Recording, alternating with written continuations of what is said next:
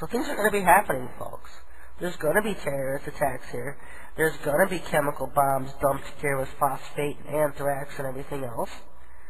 There's going to be a lot of disasters coming up. And if the Lord is urging you to get right with Him, then get right with Him. You shouldn't even not be right with Him. But if you're not because you're living, oh, I've got time and I can go over here and do my own thing and not have to be religious. It is time to get off the fence. It is time to get back and right with the Lord and quit your backsliding. Because we don't have much time left to do things for the Lord that count. Things that you're going to be rewarded for eternity, folks. And, as you can see, nothing on this earth means squat. Doesn't matter anything. Doesn't matter how much money you have in the bank when the bank's closed. You can no longer have access to your money. Or the dollar tanks, and all that money you had is worthless. Just think what you could have done beforehand with it.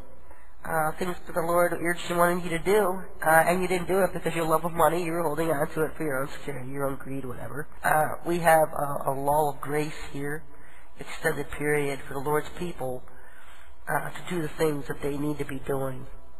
Snap out of their greed, their complacency, so they can do things for the Lord that will last for eternity. Because eventually, these things aren't going to happen. We're not always going to have to be able to expose what the next false flag attack is or whatever. They're just going to be doing them. And people are going to start dying here. America's going to be changing for the worse.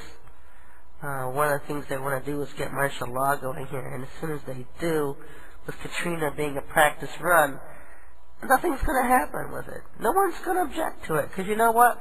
Where is the outrage that 2,000 people were put on trains in Katrina and never heard from again? Where is the outrage? Where's the outrage? Nobody cares.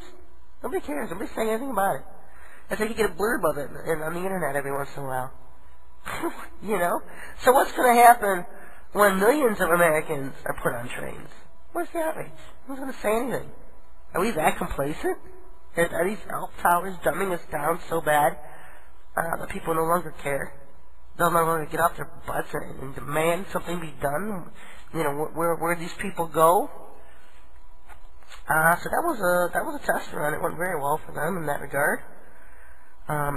Most people didn't really care, and they questioned where they were, but nothing was ever really forcefully done about it. So they really didn't have to say anything about where these people are. And a lot of it being because the news media is in cahoots with them, and they won't bring it to the light. They won't bring it to attention. So they've got the news media in their pockets. Do you think that they're going to be talking about targeting one city at a time, having a news blackout? They can empty out a whole city, and the rest of the country wouldn't know it because there's going to be news blackouts. Anyway, I think that's the kind of thing that they're going to be doing, is this underhanded backstabbing kind of stuff. And that's why I encourage that. Get ammo now while you can. Get guns now while you can so you can protect yourself and your families. Like I said, self-defense is a God-given right. And you should be defending yourself and your families. You don't want to be taken on these trains. You don't want to be taken to relocation centers. You need to be able to resist the New World Order in these regards. Go into the woods and hide if you have to, whatever. Because once you go to one of these trains or one of these places where they're going to relocate you out of a city that's been bombed or terrorist attacked, they're just going to take you to a camp and kill you, folks. And I've been warning you on this one for years. And so never, never show up at a relocation center. And don't have to get to the point where you have to go to the government for help, because they just want to destroy you. Their crunch time was on. They want to get rid of 5.5 billion people. And destroying America is at the top of their list. It's at the top of their list. Alright, folks, until next week, as usual, I'll have no idea what I'm talking about next week. I'll just show up as you will. And we'll see what the Lord has to say for us next week. Until then, I'm just going to be working on some stuff during this week. But like I said, with time winding down, it's your time to be doing what the Lord has been leading you to do. It's time to do it now. If He's been urging you to buy this and buy that and do this and do that, do it. You don't have much time left else. And also start stacking up for the famine that's coming.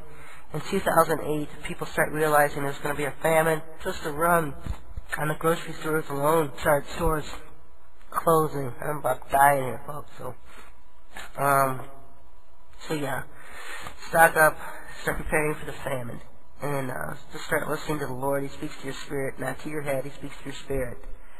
And ask Him to reveal the truth in all things to you. Until next week, everybody. God bless.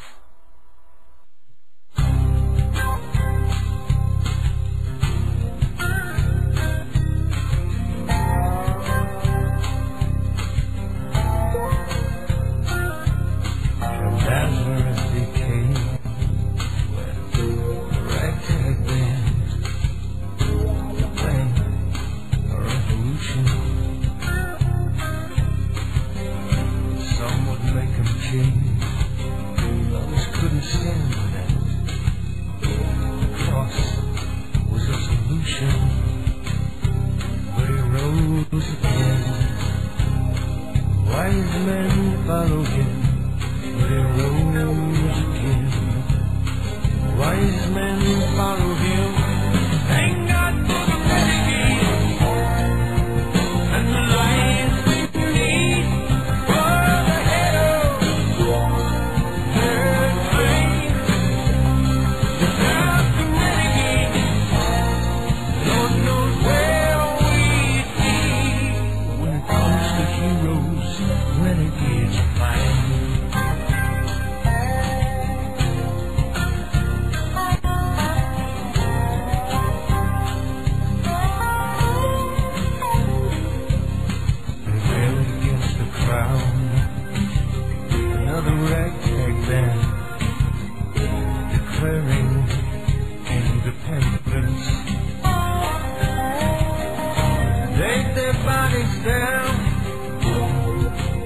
Bloody war and liberty.